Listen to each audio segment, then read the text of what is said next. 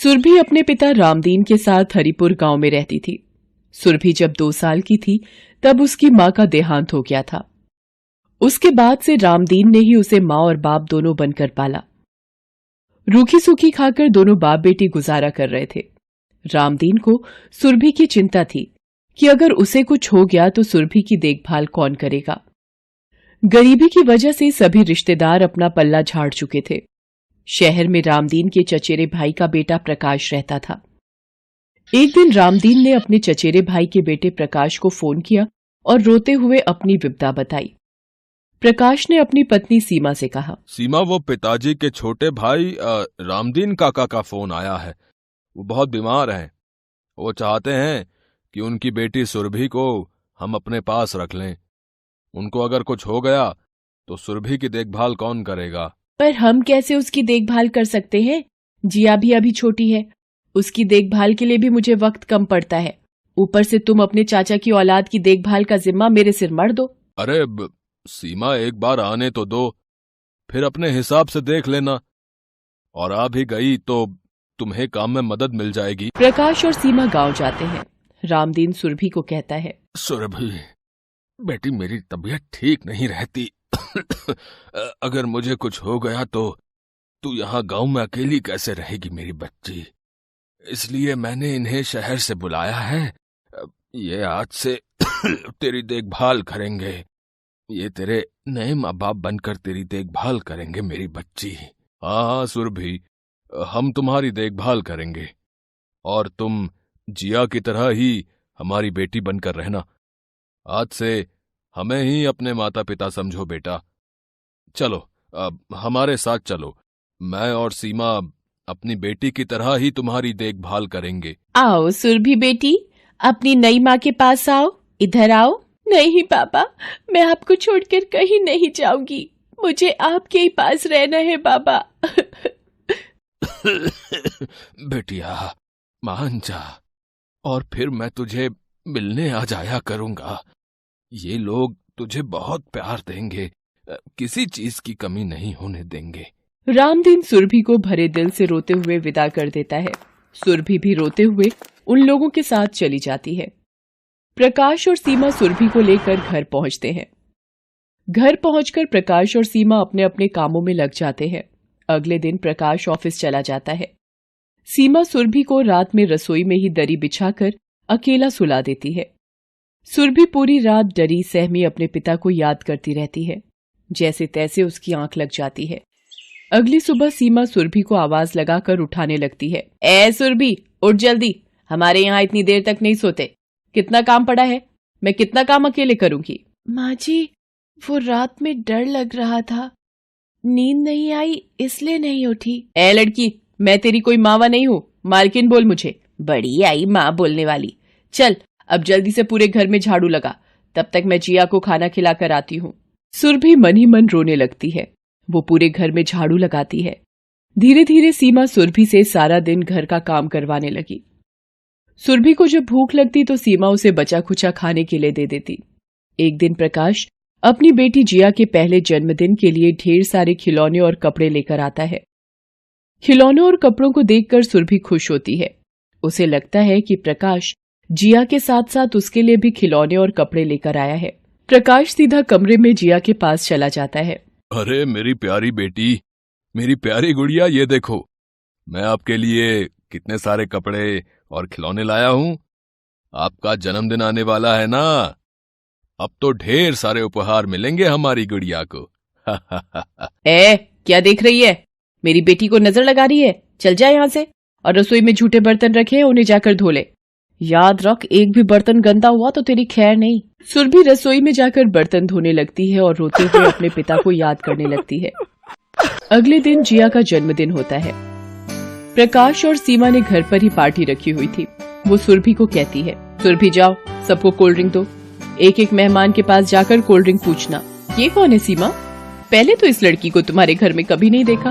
आगे और आप तो प्रकाश का स्वभाव जानते ही हो। कोई भी अनाथ बच्चा देख ले तो इन्हें उस पर दया आ जाती है, इसलिए जब हम गांव गए तो इसे ले आए। अब यहाँ रहेगी तो थोड़ा बहुत घर का काम भी सीख जाएगी। वैसे आपने कोल्ड ड्रिंक ली? सुरभि इधर आना। जी मालकिन, आपने बुलाया? सुरभि, मिसेस कपूर को कोल्ड ड्रिंक दो। थैंक यू बेटा। प्रकाश और सीमा मिलकर जिया का केक काटने लगते हैं। सुरभि बिल्कुल अकेली बेसहारा सब कुछ चुपचाप देखती रहती है। वो मन ही मन रोने लगती है। धीरे धीरे वक्त बीत जाता है। सुरभि को गांव से आए 6 महीने बीत जाते हैं। प्रकाश को खबर मिलती है कि सुरभि के पिता का देहांत हो गया है, पर सीमा के मना करने पर प्रकाश ये बात सुरभि से छुपा लेता है। एक दिन सुरभि सीमा से कहती है, मालकिन, बहुत दिनों से मेरा बाबा को मिलने का मन कर रहा है। मुझे एक बार गांव ले चलो। बाबा से मिलकर मैं वापस आ जाऊंगी। मुझे बाबा से मिलना है मालकिन। अरे क्यों दिमाग खराब कर रही है? अब गांव जाकर क्या करेगी? तेरा बाप मर चुका है। पिछले महीने खबर मिल गई थी। अब गांव में तेरा कोई नहीं है।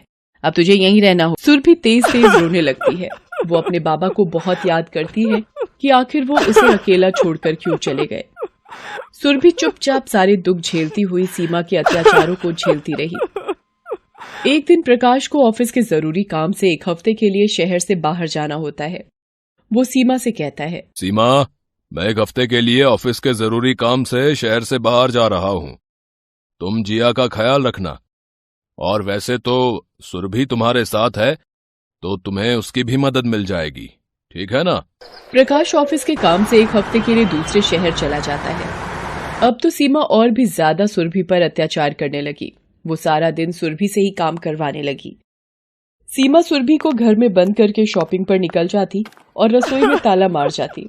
सुरभि पीछे से अकेली भूखी प्यासी रोती रहती। कई घंटों के बाद सीमा बाजार से लौटती और अपने लिए खाने की चीजें लेती हुई आती। सीमा भूखी प्यासी सुरभि के सामने ही खाने लगती और सुरभि को उसी में से अपना बचा हुआ जूठा खाने को देती। बेचारी सुरभि बहुत दुखी रहने लगी थी। एक दिन बाथरूम में सीमा का पैर फिसल जाता है। वो तेजी से गिर जाती है और सीधे पैर में तेज दर्द के कारण चिल्लाने लगती है। सुरभि जब सीमा के चिल्लाने की आवाज सुनती है तो बाथरूम की तरफ भागती है। सुरभि सीमा को बाथरूम में गिरा हुआ देखती है। सीमा दर्द से तड़प रही होती है। सुरभि सीमा को किसी तरह उठाकर बड़ी मुश्किल से पलंग तक लाती है और लिटा देती है। सीमा का सीधा पैर बुरी तरह सूजन से भर जाता है। सुरभि रसोई में से तेल गर्म करके लाती है और सीमा के पैर पर लगाती है। सीमा का दर्द बढ़ता ही जा रहा था। वो अपने डॉक्टर को फोन करके बुलाती है। डॉक्टर सीमा को बताता है, सीमा जी, अचानक पैर फिसलने से आपके पैर में मोच आई है, जिसकी वजह से अंदर का मांस फट गया है। कुछ दिन पैर को आराम देने की सख्त जरूरत है। पैर का जरा सा भी हिलना डुलना आपकी परेशानी और बढ़ा सकता है। मैं आपके पैर में ये पट्टी बांध देता हूं और ये कुछ दवाइयां जो आपके पैर की सूजन को कम करेंगी। कुछ दिन तक आप अब बेड रेस्ट ही कीजिए, तभी आपका पैर जल्दी ठीक हो पाएगा। बाकी कोई परेशानी हो तो आप मुझे फोन कर दीजिएगा। सीमा के पैर में आई मोच की वजह से सीमा परेशान होने लगी। उसके पैर में तेज दर्द और सूजन थी, जिसकी वजह से वो पलंग से उठ भी नहीं पा रही थी। सीमा भावुक होकर रोने लगती है। दर्द से उसकी आंखों में आंसू आने लगते हैं। सुरभि सीमा के पास जाती है और उसके आंसू पोंछने लगती है। मालकिन, आप रो मत, आपका पैर जल्दी ठीक हो जाएगा। आप ये दवाई खा लो मालकिन, इससे आपको बहुत आराम मिलेगा। और जिया को मैं खिला दूंगी। आप चिंता मत करो मालकिन। आपको पता है, गांव में मेरे बाबा ने मुझे बहुत अच्छी खिचड़ी बनानी सिखाई थी। वो मैं आपके लिए बनाकर लाती हूँ। फिर सीमा के लिए खिचड़ी बनाती है, उसे दवाइयां देती है, जिया का भी ध्यान रखती है। सीमा को हाथ पकड़कर वॉशरूम ले जाना, समय पर दवाइयां देना, खाना बनाना, घर के काम करना, सब छोटी सी सुरभि अपनी उम्र से ज्यादा संभाल रही थी। सीमा सुरभि को अपनी देखभाल करते देख मन ही मन रो पड़ी। आज जब प्रकाश की गैर मौजूदगी में सीमा पर यह दुख आया तो सुरभि ने ही उसकी देखभाल की, जिया को संभाला, घर को संभाला। सीमा ने प्रकाश को फोन पर अपने पैर के बारे में कुछ नहीं बताया ताकि वो परेशान होकर काम छोड़कर वापस ना जाए। एक रात जब सीमा सो रही होती है, सपने में वो सुरभि के बाबा रामदीन को देखती है। वो सहम जाती है।